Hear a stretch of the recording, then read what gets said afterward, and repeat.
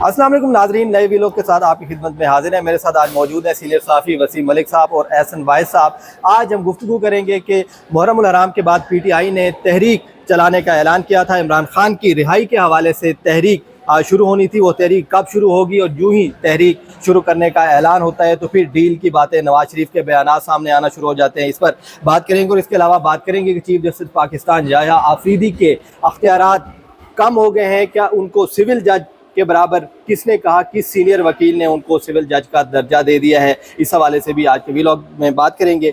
सबसे पहले बात करेंगे तहरीक इंसाफ की। तहरीक इंसाफ जब भी ऐलान किया जाता है, वसीम मलिक साहब सबसे पहले आपकी तरफ आएंगे तो बयानात सामने आना शुरू हो जाते हैं। नवाज शरीफ का हालिया बयान नून लीग की जानिब से लीक किया गया कि नवाज शरीफ खुद अडियाला जाना चाहते हैं। राना सनाउल्लाह की जानिब से फिर बयान आया कि जी अच्छी बात है। साद रफीक साहब ने भी ये बयानात दिए। तो आप क्या समझते हैं कि जब भी तहरीक का ऐलान और सड़कें बंद करने की बात हो तो क्या हुकूमत प्रेशराइज होती है क्या, या इसको डिफ्यूज़ करने की कोशिश की जाती है कि तहरीक किसी तरह दब जाए और आवाम PTI के जो वर्कर्स हैं वो उनको गुमराह करने की या उनको वो तहरीक से उनकी तवज्जो हटाने की कोई कोशिश की जाती है इस तरह के बयानात से? देखिए, अगर हम 8 फरवरी बिलखसूस 8 फरवरी 2024 के बाद की बात करते हैं तो उसमें से हमें एक पैटर्न नज़र आता है।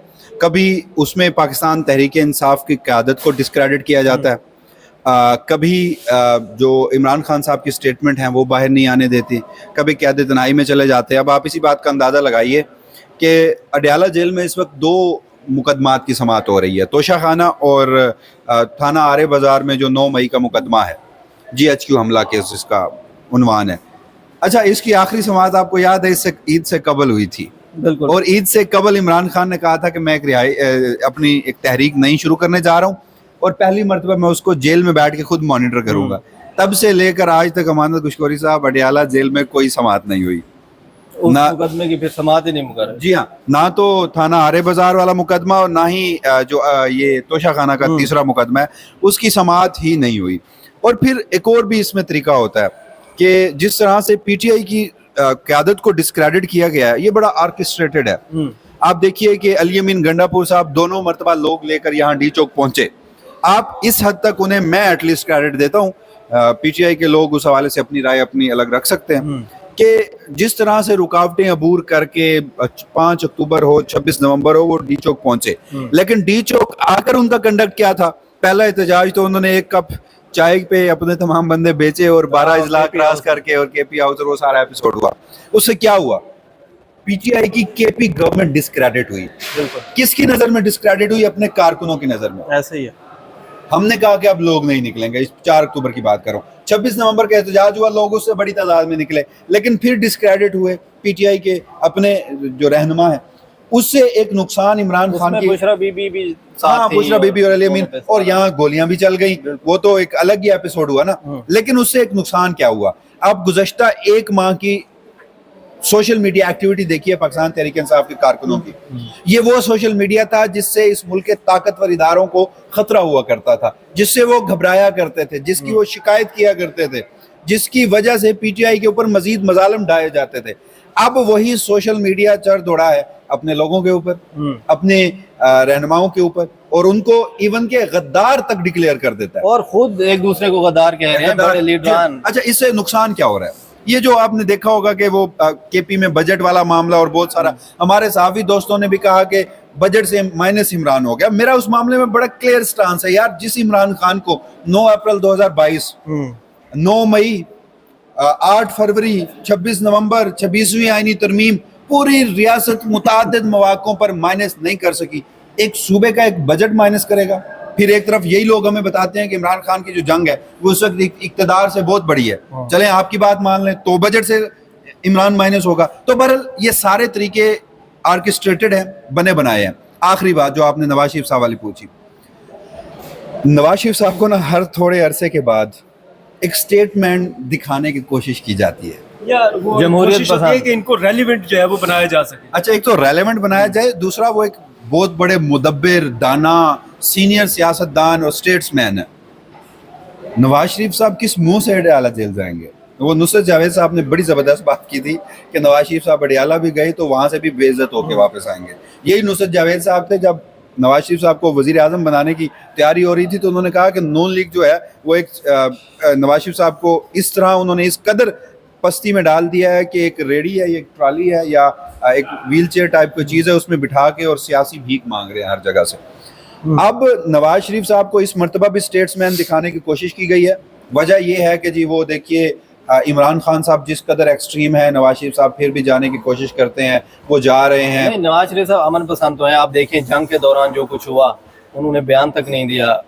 امن پسند بہت ہے, وہ امن پسند ہندوستان کے لیے ہو سکتے ہیں. ان کی شادی میں پہنچ گئے تھے مودی صاحب. سجن جندال مودی, وہ ایک پوری ایپیسوڈ ہے, ہم اس چیپٹر میں نہیں جاتے, ہمارے ایک تاریخ رہی ہے. امن پسند ہونے کی بات کی جا رہی ہے, کسی کو بھی ہم وہ چاہتے ہیں جمہوریت پریویل کرے, عمران خان سے جا کے بات کریں. نہیں, میں ایک اور بات کر رہا ہوں. وہ امن چاہتے ہیں مودی سے, وہ امن پی ٹی آئی سے نہیں چاہتے. انہی کی صاحبزادی تھی, انہوں نے کہا کہ ہندوستان نے تو اتنا بڑا حملہ ہم پہ نہیں کیا جتنا 9 مئی تھا. یعنی آپ کی جغرافیائی حدود کو چھیڑ دیا ہندوستان نے, لیکن آپ کو 9 مئی کیوں؟ کیونکہ 9 مئی کی بنیاد پر آج آپ حکومت میں بیٹھے ہیں. تو وہ شخص کیسے اسٹیٹس مین ہو سکتا ہے جو ایک بزرگ خاتون ہے, جو کینسر کی مریضہ ہے, جس کا نام ڈاکٹر یاسمین راشد ہے. پاکستان کی تاریخ میں پہلی مرتبہ رات کو 3 بجے ایک حلقے کا آرو تبدیل ہوتا ہے اور نواز شریف صاحب جیت جاتے ہیں. تو ایسا مینڈیٹ رکھنے والا شخص اسٹیٹمنٹ میں نظر میں کبھی نہیں ہو سکتا. بالکل. احسن صاحب آپ بھی اس پہ بتائیے گا, آپ کیا سمجھتے ہیں جو اچانک اس طرح کے بیانات سامنے آتے ہیں, چاہے مریم نواز کی بات کریں, نواز شریف کی بات کریں, اور خصوصاً پی ٹی آئی کے اپنے جو لوگ ہیں, کئی پہ الزامات لگتے ہیں کہ اسٹیبلشمنٹ سے ان کے رابطے ہیں, اسی وجہ سے یہ باہر بیٹھ کر موج کریں, عمران خان کو جان بوجھ کر یہ باہر نہیں آنے دیتے, اور علیمہ خان کے جو بیانات سامنے آتے ہیں.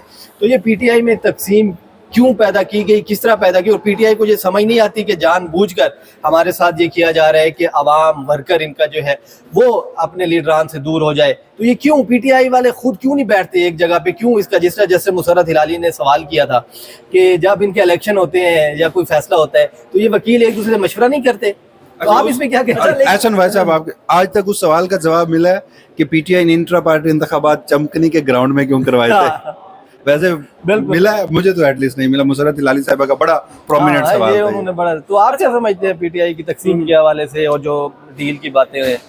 خیر ہمارے یہاں پہ ایک روٹین ہوتی ہے, جو بندہ پہلے ہی مار کھا رہا ہوتا ہے نا اس کو مزید مارا جاتا ہے. تو اب پی ٹی آئی کہیں نہ کہیں جو ہے ظلم اور بربریت جو ہے موجودہ سسٹم کی, موجودہ رجیم جو ہے, ہائبرڈ جو نظام ہے, اس کا ایک بربریت کا سامنا تو کر رہی ہے پی ٹی آئی. اور پی ٹی آئی کے لیڈر جس لیول تک بھی ہو آپ ان پر تنقید کر سکتے ہیں, آپ ان کو نشانہ بنا سکتے ہیں, لیکن جس حد تک آپ مرضی کہیں, بہت سارے لوگ جو ہے وہ پنجاب والے لوگوں پر بھی جو ہے وہ تنقید کر رہے ہوتے ہیں کہ وہ نکلتے نہیں ہیں یا سامنے نہیں آتے, حالانکہ ان لوگوں کے بھی جو ہے گھروں کو گرایا گیا, ان کی خواتینوں کی عزتوں کو جو ہے وہ پامال کیا گیا, چار دیواری کا جو تقدس ہے وہ پامال کیا گیا. تو ایک ڈسکریڈٹ کرنے کی جو وسیم ملک صاحب کہہ رہے تھے کہ ہمارا جو سسٹم ہے یا جو ہماری اسٹیبلشمنٹ ہے, جو اس کے پیچھے جو سیاستدانوں کے ہمیشہ سے دورے ہلا رہے ہوتے ہیں, تو ان کی کوشش ہی یہی ہوتی ہے کہ سیاستدانوں کو جو ہے نا عوام کی نظر میں ڈسکریڈٹ کیا جائے, سیاستدانوں کو بدنام کیا جائے. اچھا پہلے تو تھرو آؤٹ ہوتا تھا کہ پورے پاکستان کے سیاستدان, اچھا پوری سیاسی جماعتوں کے جتنے بھی سیاستدان تھے وہ بدنام ہو چکے ہیں, سب کی ان کی کوئی عزت نہیں ہے عوام میں. اب رہ گئے تھے پی ٹی آئی کے لوگ, اب پی ٹی آئی کے لوگوں کو جو ہے وہ نشانہ بنایا جا رہا ہے. اچھا ایک تو یہ, اور دوسرا یہ میاں نواز شریف صاحب والی بات ہے نا, یہ صرف ایک بیانیہ بنانے کی کوشش کی جا رہی ہے کہ میاں نواز شریف صاحب اڈیالہ جانے کے لیے تیار ہیں. اس میں یہ بیانیہ بنانے کی کوشش کی, جی دیکھیں جی میاں نواز شریف صاحب تو بڑے اچھے انسان ہیں, وہ تو اپنے سارے مسائل اور جمہوری پسند اور وہ چیزیں جھگڑے مسائل ختم کرنا چاہ رہے ہیں, لیکن عمران خان صاحب جو ہے وہ نہیں مان رہے. یہ صرف ایک بیانیہ بنانے کی کوشش کی جا رہی ہے, اور ساتھ ہی وہ ریلیونٹ بھی ہو جائیں گے, ان کو جو ہے وہ بڑا سیاستدان بھی دکھایا جائے گا. یہ بالکل ویسے ہی کہانی ڈالنے کی کوشش کی جا رہی ہے جیسے پی ٹی آئی کے بہت سارے لوگوں کے متعلق جو بھی عوام میں اس کی حمایت زیادہ ہو جاتی تھی یہ سوشل میڈیا پر, تو اس کے خلاف جو ہے وہ ایک لابی شروع ہو جاتی تھی, اور اس کو ڈسکریڈٹ کرنے کا جو ہے ایک سلسلہ شروع ہو جاتا تھا. اس کو ڈکلیئر کر دیا جاتا جی یہ اسٹیبلشمنٹ کا نمائندہ ہے, اور یہ اسی کی اکارڈنگلی اس کی لائن کے مطابق چلتا ہے.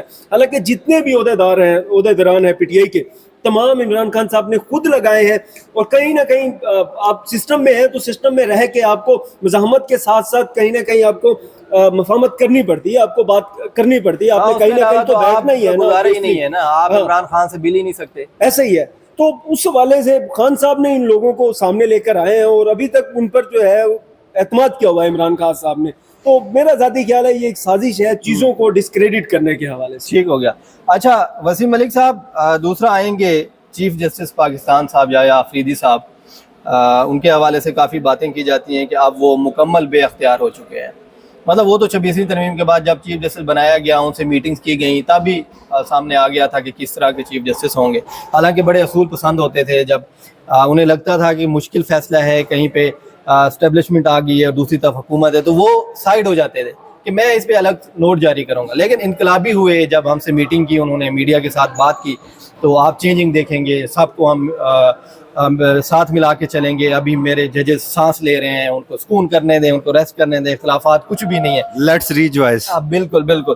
تو اب آ کے جو گزشتہ روز ایک نوٹیفیکیشن جاری ہوا ہے، حالانکہ یہ پہلے سے منظوری ہو چکی تھی 29 مئی کو، تو اب پبلک کیا گیا یہ نوٹیفیکیشن، اور اس میں اب تبدیلیاں کی گئی ہیں. پریکٹس پروسیجر جو ایکٹ ہے، اس میں جو سپریم کورٹ کے ضوابط ہیں، جو پالیسی ہے، اس کو تبدیل کیا گیا ہے کہ چیف صاحب جدھر بھی ہوں گے ورچوئل بیٹھ کے وہ اجلاس بھی بلا سکیں گے. اور خصوصاً جیسے منصور علی شاہ نے جو ایک فیصلے پہ انہوں نے اعتراض اٹھایا تھا کہ ایک جج کے سامنے کیس لگا ہے تو وہ کیسے دوسرے جج کے پاس لگ گیا، ایک میٹر سنا جا رہا تھا. تو اب یہ ہے کہ جو بینچ بنے گا وہ دوبارہ چینج نہیں ہوگا، اور بھی تبدیلیاں کی گئی ہیں، آپ نے وہ پڑھا ہے. تو آپ کیا سمجھتے ہیں؟ کچھ سینئر وکلاء نے بھی بات کی ہے جیسے یحییٰ آفریدی کے حوالے سے، اس بارے میں بھی بتائیے گا. یحییٰ آفریدی صاحب کے جو اختیارات ہیں اور ابھی جو چینجنگ کی گئی ہے پریکٹس پروسیجر میں، وہ کیا ہے اور اس سے کیا فائدہ لینے کی کوشش کی جا رہی ہے، کس کو خوش کرنے کی کوشش ہے؟ آپ غالباً اعتزاز احسن صاحب کا کہہ رہے ہیں کہ جو کسی انہوں نے ایک انٹرویو میں کہا کہ یحییٰ آفریدی صاحب جو ہیں وہ سیکنڈ کلاس کے سول جج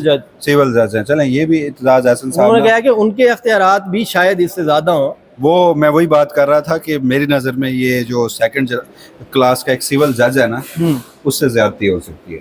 اچھا. اس کی وجہ یہ ہے کہ نو ڈاؤٹ 26ویں آئینی ترمیم عدلیہ سرنڈر کر چکی، عدلیہ ایک آزاد ادارے سے ایک ماتحت محکمہ بن چکی، لیکن ہمارے ہاں بڑے زبردست ججز جو انسٹیٹیوشن کے اندر رہتے ہوئے اس انسٹیٹیوشن کی آزادی کے لیے جدوجہد تو بہرحال کر رہے ہیں. سپریم کورٹ کے 8 ججز 9 ججز ہیں، اسلام آباد ہائی کورٹ کے 5 ججز، ہر ہائی کورٹ سے، لوور جوڈیشری سے. چیف جسٹس یحییٰ آفریدی بے اختیار، ہمارا یہ ڈسکشن ہم اس پہ کر رہے ہیں. دیکھیے 26ویں ترمیم ہو چکی تھی، نئے چیف جسٹس کی تقرری کے لیے جو پارلیمانی کمیٹی کا اجلاس ہونا ہوتا ہے، چناؤ جاری تھا، وہ ابھی نہیں ہوا تھا.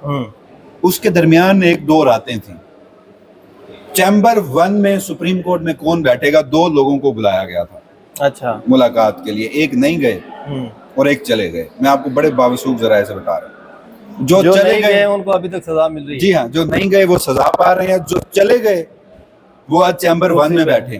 تو جو ایک شخص خفیہ ملاقات کے نتیجے میں، اور ملاقات بھی بڑا ہی وہ مشہور زمانہ ایک ہاؤس ہے ہمارے یہاں نا، یہ پنجاب، سندھ، کے پی، جی بی، بلوچستان، اس طرح کے یہاں پہ ہاؤسز ہیں، تو وہ بڑا ہی مشہور زمانہ ہے، یا بلکہ آپ یوں کہہ لیجئے کہ بدنام زمانہ ہے.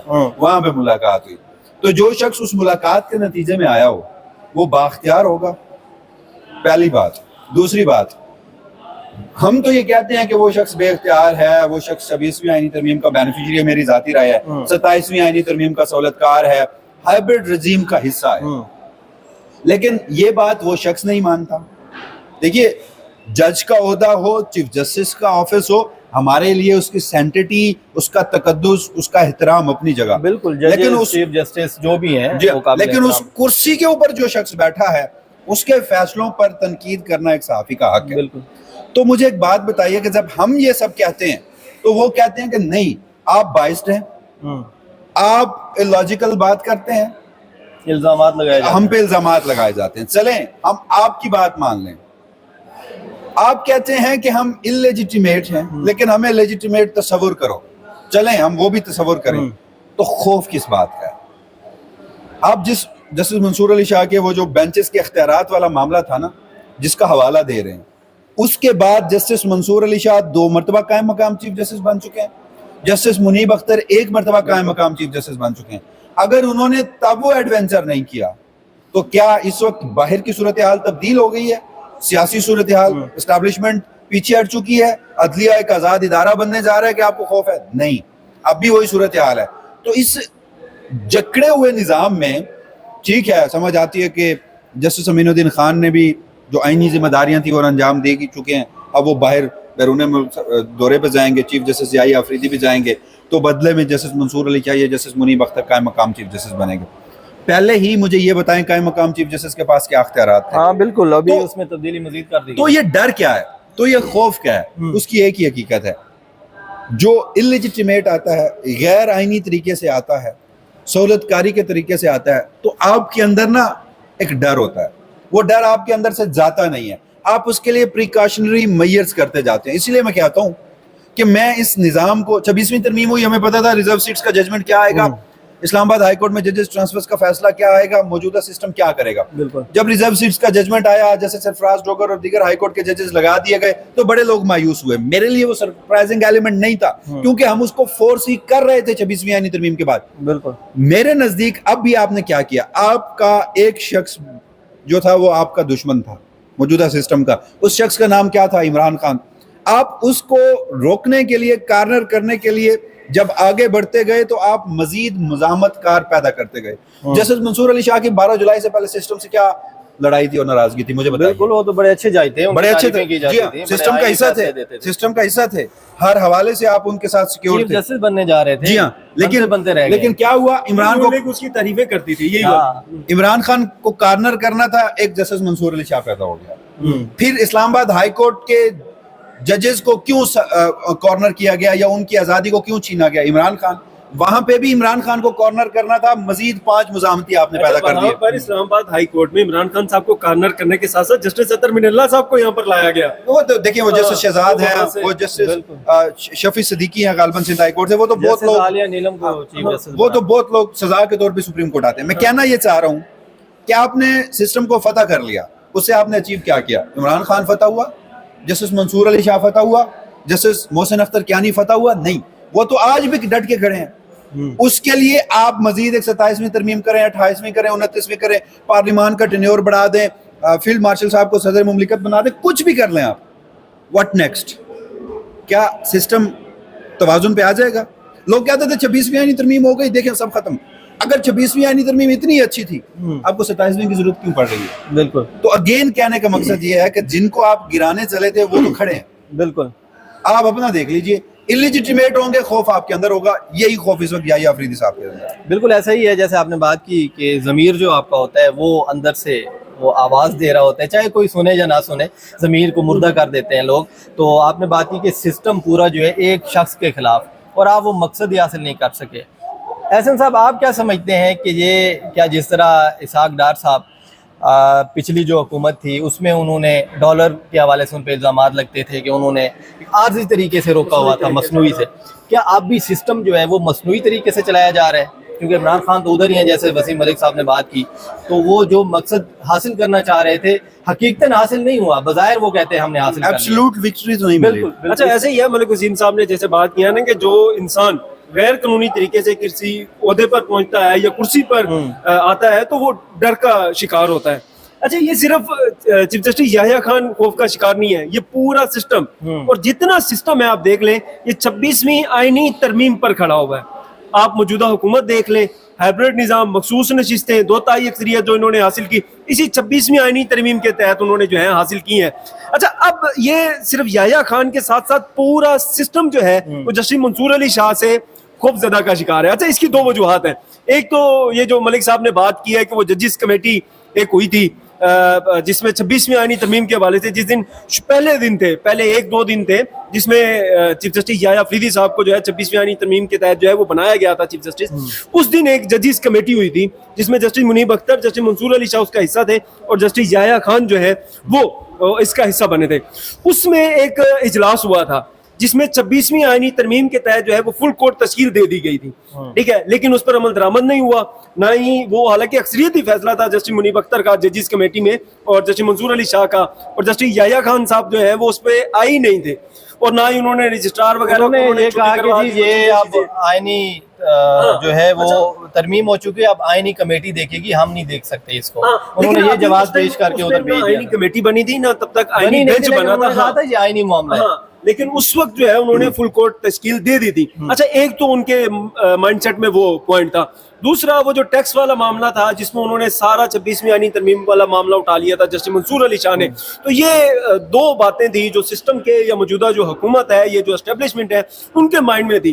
तो उनको लगता था कि यार अगर कायम मकाम चीफ जस्टिस बन जाते हैं जस्टिस मंसूर अली शाह या जस्टिस मुनीब अख्तर, तो उनसे हमें खतरात हो सकते हैं। वो बेंचेस में कोई तश्कील दे सकते हैं या फुल कोर्ट के हवाले से जा सकते हैं या कोई ऐसा इकदाम कर सकते हैं जिससे उनको खतरा हो, मसाइल खड़ा कर दे मौजूदा सिस्टम के लिए 26वीं आईनी तरमीम के तहत। तो ऑब्वियसली इसके बेनिफिशरी जस्टिस याया खान और जस्टिस अमीनुद्दीन खान भी हैं। तो इन्होंने सिस्टम को बचाने के साथ साथ अपनी कुर्सियां भी बचाई हैं और फिर जो है वो प्रोसीजर नया जारी हुआ है और सारे इख्तियारात जो कायम मकाम चीफ जस्टिस के पास होने चाहिए थे वो इन्होंने ले लिए हैं। यानी अब कुर्सी के लिए इन्होंने इंसाफ तो नहीं दे रहे, ये अपनी वफादारी बेच रहे हैं। इसकी सूरत हाल ये है इस टाइम। बिल्कुल। अच्छा, मैं आखिर में आपका एक शुक्रिया अदा करता हूँ कि आपकी हम आपका शुक्रिया अदा आपकी करते इस हैं, वीडियो के तवज्जुह से एहसन वाहिद साहब ने आज मुतअद्दिद मरतबा मुझे साहब कहा। नहीं, वो आप ऑफ द रिकॉर्ड भी साहब ही कहते हैं, आपकी इज्जत करते हैं। एहसन वाहिद साहब हमारे बहुत अच्छे दोस्त हैं, सीनियर साहब हैं। जी नाज़रीन, ये थी आज की वीडियो। जैसा कि आपने बात सुनी एहसन वाहिद साहब की, वसीम मलिक साहब की, कि पूरा सिस्टम सिर्फ एक शख्स के ख़िलाफ़ लगा हुआ है, लेकिन उनको फिर भी हकीकतन कामयाबी नहीं मिली। वो मसनूई डॉलर जिस तरह उसका रेट रखा गया, इसी तरह हुकूमत चलाई जा रही है। ये कब तक चलती है, सिस्टम कब तक कायम रहता है, ये देखते हैं आने वाले दिनों में। इस हवाले से जो भी अपडेट होगी आपको इंशाल्लाह ज़रूर आगाह रखेंगे। वसीम मलिक साहब, एहसन वाहिद साहब और मुझे इजाज़त दीजिए। अल्लाह हाफ़िज़।